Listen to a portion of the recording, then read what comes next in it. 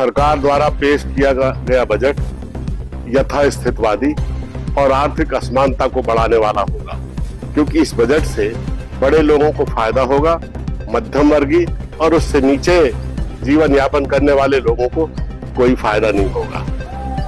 मध्य प्रदेश के लिए भी ये बजट निराशाजनक है। शिक्षा और स्वास्थ्य की आधारभूत संरचना के लिए इस बजट में कोई प्रावधान नहीं किया गया है। बुंदेलखंड की जो बेतवा और कैन लिंक परियोजना है, उस पर 2400 करोड़ का बजट प्रावधान किया गया है। इतना ही बजट पिछले वर्ष था, जिन्हें 2 वर्षों में 4800 करोड़ रुपए का प्रावधान किया है, और जबकि इस पर 41,000 करोड़ रुपए का प्रावधान किया गया है। अब इस तरह से तो ये योजना 15-20 साल में बनेगी, यानी एक पीढ़ी को उसका लाभ ही नहीं मिल पाएगा, इतना लेट हो जाएगी। दूसरा, जो रोजगार सृजन की बात कही गई है इस पूरे बजट में, वो काल्पनिक है। मध्य प्रदेश के लिए कहा गया है कि इससे 3 लाख लोगों को नौकरियां मिलेंगी। काय में नौकरियां मिलेंगी ये बताया नहीं गया है। जो इलेक्ट्रॉनिक्स पर 40,000 करोड़ रुपए का प्रावधान है, और जो सेमीकंडक्टर को बढ़ावा देने के लिए जो प्रावधान है, इसमें स्किल्ड लोगों को ही फायदा होगा। लेकिन मध्य प्रदेश में और भारतवर्ष में जो पोस्ट ग्रेजुएट बच्चे हैं वो स्किल्ड नहीं है, तो उनके स्किल डेवलपमेंट के लिए भी कोई प्रावधान नहीं किया गया है, ताकि उनको एक लेवल पर लाकर उनको रोजगार सृजित किया जा सके। आर्टिफिशियल इंटेलिजेंस को लेकर इसमें बड़ी बड़ी बातें की गई हैं, लेकिन शिक्षा के नियमित कोर्स में या इंजीनियरिंग के कोर्स में आर्टिफिशियल इंटेलिजेंस को किस तरह से इनकॉर्पोरेट किया जाए, किस तरह से उसको शामिल किया जाए, इस पर कोई ध्यान नहीं दिया गया है।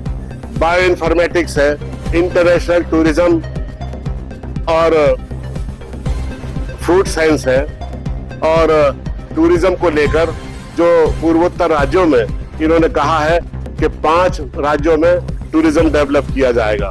भाई, टूरिज्म तो तब होगा ना जब शांति होगी। जहां हिंसा हो रही है, जहां अस्थिरता है, जहां कोई कानून व्यवस्था नहीं है, वहां कोई असुरक्षा के कारण जाएगा क्यों? पहले भैया इन राज्यों में आप स्थिरता लाओ, शांति हो यहाँ, तब टूरिज्म आएगा। आपने मेडिकल टूरिज्म की बात कही है, लेकिन मेडिकल टूरिज्म तब होता है जब हमारे मेडिकल कॉलेजेस में, हमारे प्राइवेट हॉस्पिटल्स में प्राइवेट इक्विपमेंट्स हो, हमारे आधारभूत संरचना हो, तब मेडिकल टूरिज्म होता है। आपकी सरकारी अस्पतालों में, मेडिकल कॉलेजों में MRI मशीनें खराब पड़ी हुई हैं, CT स्कैन मशीनें खराब पड़ी हुई हैं, आपकी पैथोलॉजी ठीक नहीं है। कौन आएगा मेडिकल टूरिज्म के लिए? मेडिकल काउंसिल ऑफ इंडिया आपके मेडिकल कॉलेजों को मापदंडों के अनुरूप नहीं मानती है। ऐसे में मेडिकल टूरिज्म का जो व्यापक क्षेत्र भारत में बन सकता है, उसको बहुत निराशा हुई है। किसानों की MSP पर इस बजट में कोई बात नहीं है। पूरे देश में किसान इस बात को लेकर बेचैन है कि उसकी फसल का समर्थन मूल्य उसको नहीं मिल रहा, लेकिन बजट में कोई प्रावधान नहीं किया गया कि किसानों की देखरेख होगी, किसानों को मदद होगी, उनकी MSP पर ध्यान दिया जाएगा। ये जरूर नेता कहते हैं, शिवराज सिंह चौहान जैसे गप्पी नेता ये जरूर कहते हैं कि कृषि को लाभ का धंधा बनाया जाएगा। कहां से बनेगा लाभ का धंधा कृषि?